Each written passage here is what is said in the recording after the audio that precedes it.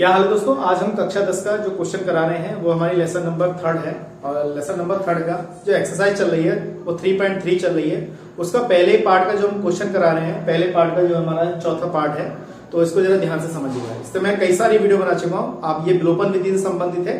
इससे पहले जो मैंने वीडियो बनाई थी वो हमारी प्रतिस्थापन विधि से थी, तो ये विलोपन विधि से संबंधित है। तो कैसे करते हैं देखिएगा जरा। तो ये पहले का चौथा जो पार्ट है, लास्ट क्वेश्चन है इसका, कैसे करते हैं वीडियो पे बने रहेगा। अगर आप मुझे जानते हैं, मेरा नाम है साकेत और आप देख रहे हैं मेरा चैनल साकेत वाला मैथ। चलिए शुरू करते हैं। तो कैसे करते हैं देखिएगा। मैंने आपको बताया अगर इस टाइप से अगर अंश और हर में अगर भिन्न के रूप में अगर कोई पद दे रखा है तो हमें क्या करना है, उससे पहले नॉर्मल भिन्न में बदल देना है। नॉर्मल भिन्न का मतलब है अगर कोई मिश्रित भिन्न में है तो उसे नॉर्मल भिन्न में बदलिए और बदलने के बाद उसको क्या करना है, एलसीएम लेके नॉर्मल कर देना बिल्कुल एकदम। कैसे करना है देखिएगा। अब जैसे यहाँ पर है ये भिन्न के रूप में दे रखा है तो सबसे पहले आप क्या करो, इसकी एलसीएम ले लो। 3 दूनी 6, 3 दूनी क्या हो जाएगा, 6 हो जाएगा। इस प्रकार से हमारी दो समीकरण बन जाएंगी। फिर हम इसको विलोपन विधि से हल करेंगे। ठीक है, तो यहाँ पे 3 दूनी 6 किया तो 2 से इसको डिवाइड करेंगे, 2 दिया 6, 3 बचेगा तो यहाँ पे 3x हो जाएगा। 3 से डिवाइड करेंगे, 3 दूनी 6 तो यहाँ पे 4y हो जाएगा और बराबर कितना हो जाएगा, माइनस का 1। हमने अपॉन में 1 मान लिया और क्रॉस मल्टीपल इस तरीके से कर लेंगे तो ये कितना हो जाएगा 3x, ये हो जाएगा 4y और माइनस का कितना हो जाएगा 6। इसको हमने इक्वेशन फर्स्ट मान लिया।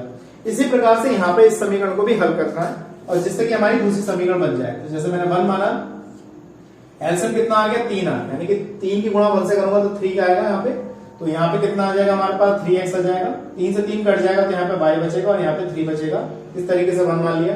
क्रॉस मल्टीपल करते हैं, इसकी इससे गुणा और इसकी इससे गुणा, तो हमारे पास 3x माइनस के y बराबर 3 3 9। समीकरण नंबर 2 हो गई। हम क्या करते हैं, समीकरण 1 को और 2 को हल करते हैं इस तरीके से।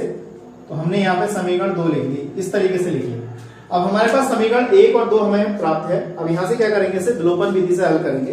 विलोपन विधि आपको पता है कि x का मान हम क्या करते हैं, बराबर करते हैं या y का मान बराबर करते हैं, उसके चिन्ह विपरीत रखते हैं, उसको फिर काट देते हैं। उसके बाद उसी को हम क्या कहते हैं, विलोपन विधि कहते हैं। और प्रतिस्थापन विधि में क्या करते हैं, किसी एक समीकरण से x का मान y के पदों में निकालते हैं और फिर y का मान x के पदों में निकालते हैं, किसी एक समीकरण में लगाते हैं जिससे कि x का मान निकल जाए या y का मान ज्ञात कर जाए, उसे हम प्रतिस्थापन विधि कहते हैं। फिलहाल तो हम यहाँ पे क्या कर रहे हैं, विलोपन विधि हल कर रहे हैं। तो विलोपन विधि में हम क्या करते हैं, दोनों समीकरण लिखिए।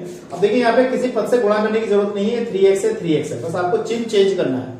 तो चेंज करने के लिए देखिए यहाँ पे प्लस है, यहाँ प्लस है तो यहाँ पे माइनस कर देते हैं, यहाँ माइनस है तो प्लस कर देते हैं, यहाँ प्लस है तो माइनस कर देते हैं। अब देखिए ये कैंसिल हो जाएगा हमारे पास, ये 4y है और ये प्लस, अब ये माइनस का था प्लस का y हो गया तो 4y और प्लस का y कितने हो जाएगा हमारे पास, प्लस के 5y हो जाएंगे। ये भी माइनस का था, ये भी माइनस का, लेकिन माइनस माइनस से क्या हो जाएंगे, प्लस के हो जाएंगे, तो माइनस के 15 हो गए।